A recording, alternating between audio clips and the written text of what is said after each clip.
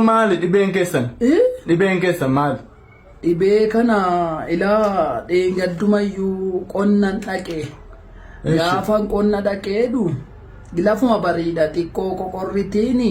Amma akkamiis hin godha? Gammachuu koo waa meetan ilaa gammachuu sangaa kana soofin jedheen kaa. Ilaaba akkamiis hin godha? Dhibee keessan waan itti madda? Isuma sitti muufani mucaaku. Dhiisaa gaa waa'ee qonnaa akkamiis hin godha? Mallattoo maalis irree jira? Haa ta'u eessi. Haa ta'u ganaman iyyuu irribumarraa gaafan ka'ee daanqoonuun iyyine amma lafti immoo bariitutte dheetaa'eeni. Dhiisaa waa'ee daanqoo amma dhibee keessan natti maddaa namatu jira taraan baay'eedha. Isuma sitti muufani mucaaku. Dafaa kan daanqoo waa'ee daanqoo naaseenaa akkasitti dhibee keessan duwwaa maddaa. Haa ta'u kaase. Ofii dhuftamini moo daanqoo fiddanii? Maal mucaaku eesha ta'u isa dhiisee.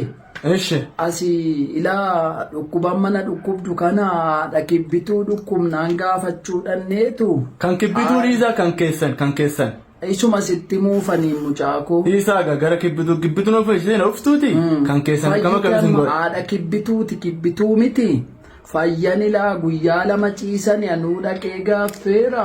Haadha kibbituu dhaabuu gabaatti dhuftanii dhibee keessan duwwaanatti maa mallattoo dhibee keessanii? Isa sitti muufanii mucaakoo. Maal hojjettu deegaraadha kibbituu irratti kan keessanii madhaati akkamiis hin godhaa damnee furmaata isinitti ni ilaanna. Ilaa ganamuma kaalaa xiqqoo kan na jalqabde. Eeshe. Dhannuma kana bubbutuu jalqabnaanin iyyuu daanoo koo waame.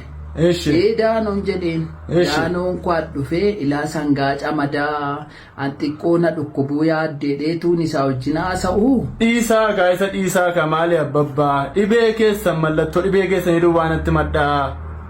Isuma sitti muufanii mucaakoo. Dhiisaa kaa waa'ee daannoo waa'ee ganamaa waa'ee dhakibbituu dhiisaati mallattoo dhibee keessanii duwwaanatti ma.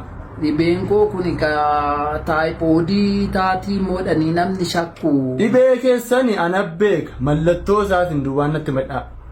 Taayipoodii maka. Ana moo isintu beekaa mallattoo taayipoodii? Dhukkuba himadhuun jennee mucaa. Mallattoo isaa himadhaa dhukkuba natti sitti ma. Ilaa ganamuma rafiitaa ka'eenii kaa. Qonnaan deemuuf nagaama bullee galgala waan si dhibulaa.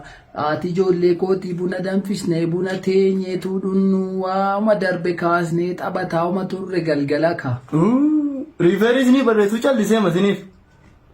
Haasaa masinitti buusuun saayyuu dhukkuma biraadha. Maalettaa mucaa. Dhibee keessan mallattoo keessan natti madhaa akkas na godhaa yookiin na balaqqamsiisaa yookiin natti Isan qabu waa'ee maal amma maalette isa ol baasu kana. Balaqqamsiisaa ol deebisaa. Isa mucaa tokko bar tokko hin boqotelleeti asii ilma baabirruu tokkotu akkasuma godheetti cimee mana yaalaa geessaa inneetu kadhannu. Maa waan nama du'e haasoftatteessanii isinii? Maalettere mucaa. Mallattoo dhibee keessanii natti maan jedhaaraam. Taayifoodii maka.